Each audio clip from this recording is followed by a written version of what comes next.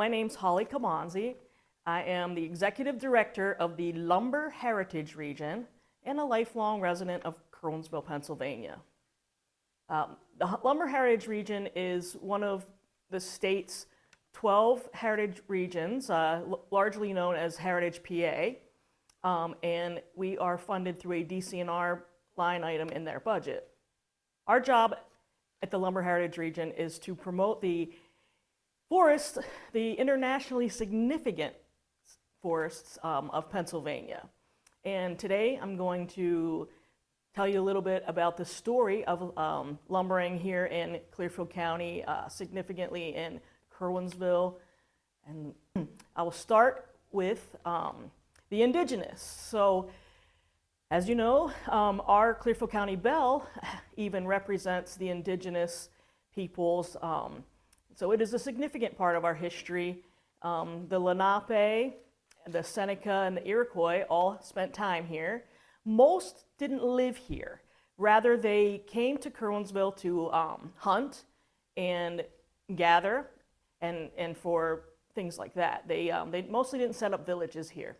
But with the river, it was the West Branch Susquehanna River is a significant part of our town, and they used that a lot for their trails and travels as they were moving from village to village. So going to visit or trade and do other things they did. The forests here in Curwensville were the same as most of Pennsylvania.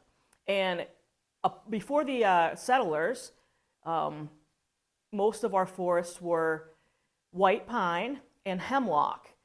The white pine was very valued worldwide, actually, even back then. And they could reach up to 200 feet tall and in diameter, 5 feet, circular, 5 feet wide.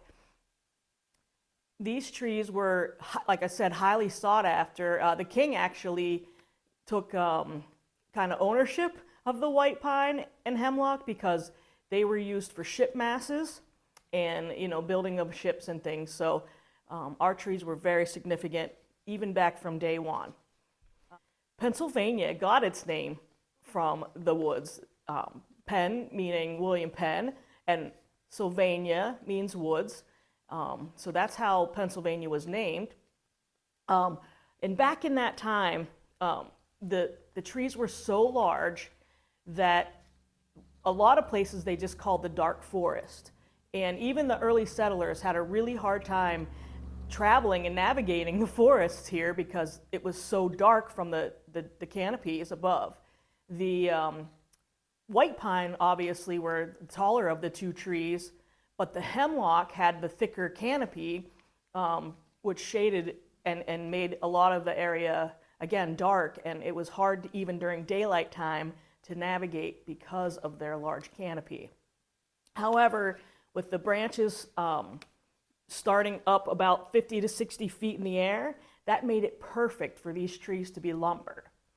So the white pine, as I said, was very popular for the larger building materials. That is where the money started. So as the settlers came to Pennsylvania, the land for agriculture was good, even though the trees were so thick and sparse. It's something we can't even imagine in our minds today. There's nothing like it now, and we'll get into why as I continue to talk here. But anyways, it made Curwensville a great spot for the timber industry. So around the 1840s, the timber industry really started to take off. That's whenever, obviously when the settlers came, they were cutting and doing little projects and smaller sawmills. But in the 1840s, the industry took off, and there was a more organized timber trade. And so what does that mean? I want to just talk a little bit about, the people who worked there and the lifestyle of the people back then. So originally, most of the people were farmers, and agriculture and timber go very well together because in the spring, obviously, is when you start planting, And then the farmers would farm all spring and summer long, and then in the fall, after everything was harvested, they would start to prepare the trees for timber to be floated down the river. So in the fall and winter, the winter was the main time when the lumbering was done. It was terrible conditions for these gentlemen, but it was the best time for a few reasons. Number one, the ground was frozen, and again, we're talking about 200 feet tall trees that are 5 feet in diameter. They didn't move easily, and there's a lot of hills and valleys here, so they would, in the winter when the ground was frozen, they would harvest the wood and take it down the hills and prepare for the spring. So again, then the spring floods would come, and that's when they used the river as the major transportation for the logs. And so Lumber City, which is just outside of Curwensville, it was actually one of the busiest ports in Pennsylvania, or in the nation actually, in the late 19th century, right? And so in the late 1800s, there were all kinds of businesses with booms. What's a boom? Well, a log boom was a way for them to kind of control the number of logs as they went through the river. Actually, booms kind of changed the way that the industry transported logs back in the day. So there was a lot of that going on. There was a lot of sawmills along the river. And again, a lot of different businesses that spun out of that, and putting us here in our region in a great position with the West Branch Susquehanna River. So the logs would be cut, brought down the hill in the spring. Splash dams then were built, and splash dams were to back up the water in the spring so that when the logs were all laying there, then they would let the dam break, and that's what would carry the logs down the river. The logs here from Curwensville in this area, Lumber City, Curwensville, they were transported to Williamsport, Baltimore, Philadelphia, and then obviously across the world. But, you know, our logs also eventually made their way out west, but we'll talk about that again a little bit later here. Now, what was it like in the day of a lumber camp? Who harvested these logs, and what was it like? So yes, the farmers, you know, obviously to sustain their income, they would do it in the spring, as I mentioned, but a lot of people everybody needed work, as we know back then. A lot of these guys worked just for food for themselves, so it was amazing. So there was a lot of lumber camps, and a lumber camp was basically transportable housing. They were dirty.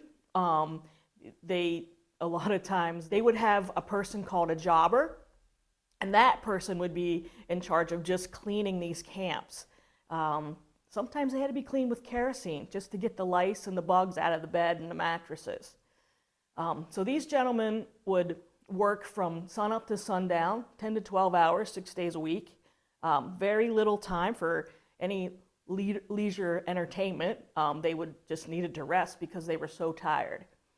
Most of these workers would find where they wanted to work based on the best cook, because they had to eat so much. They ate between 5,000 to 7,000 calories a day just to sustain themselves for the kind of work they were doing. This was hard work.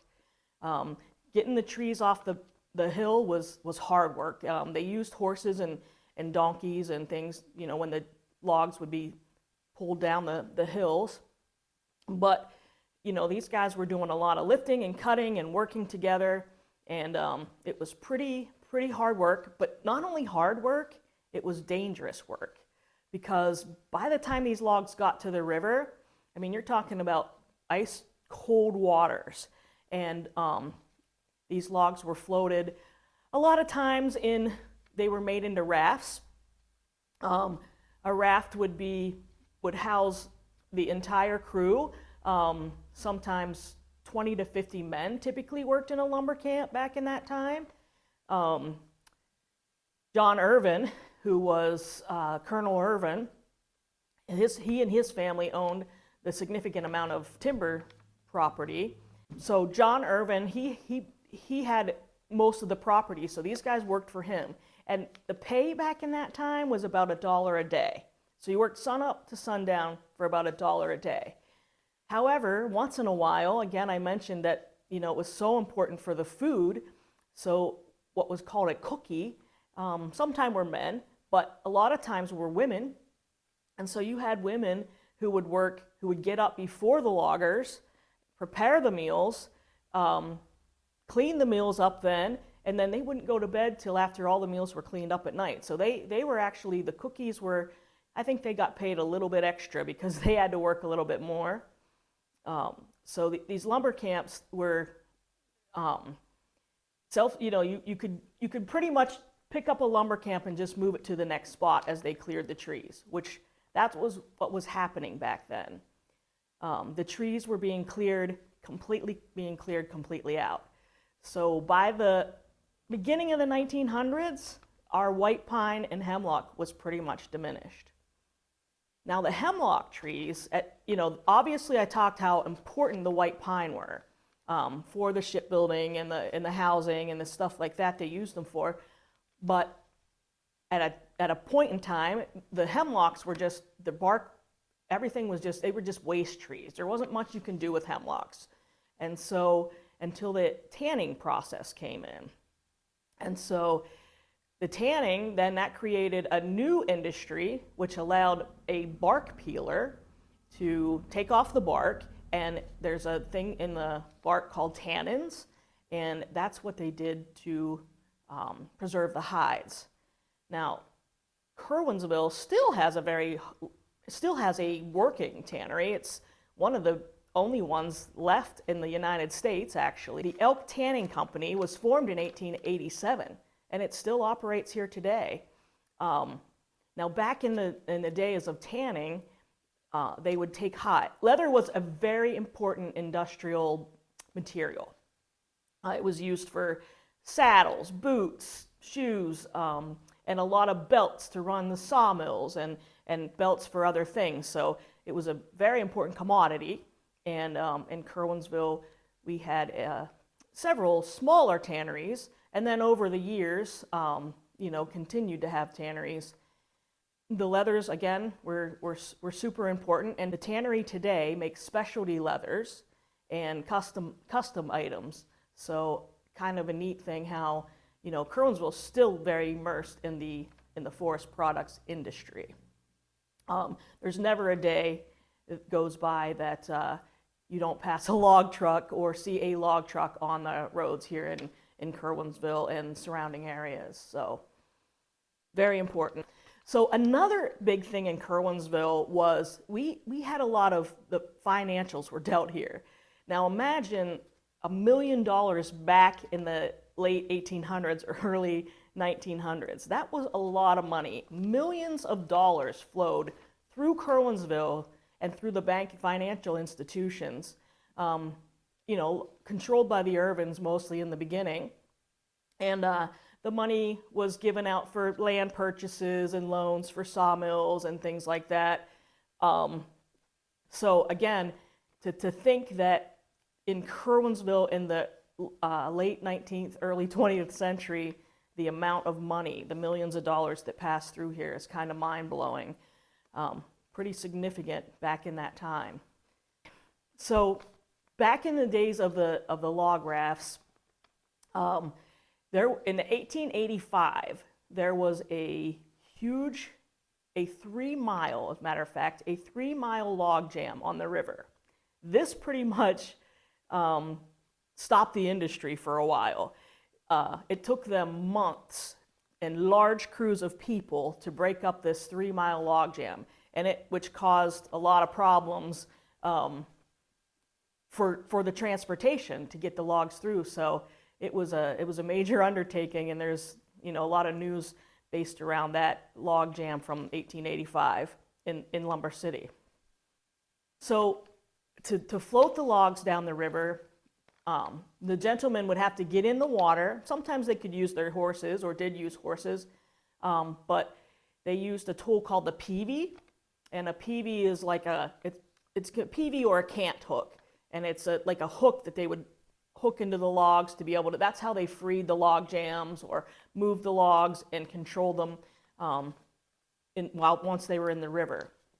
And like I said, they would float these logs all the way to Williamsport, Baltimore, Philly, and then they had to walk back because, you know, there wasn't transportation back in that day. So these gentlemen who worked, you know, so hard and floated with or went with these logs, they would then walk back. So as you're floating the river today in your canoe or kayak, a lot of times you can see, especially up in Lumber City and Bell's Landing, Mahaffey, you see remnants of log camps where, you know, they would have to stay and they would live. Maybe there was you know, if there was a jam or something or on the way back. So there was a lot of camps and things even right along the river where these gentlemen would stay.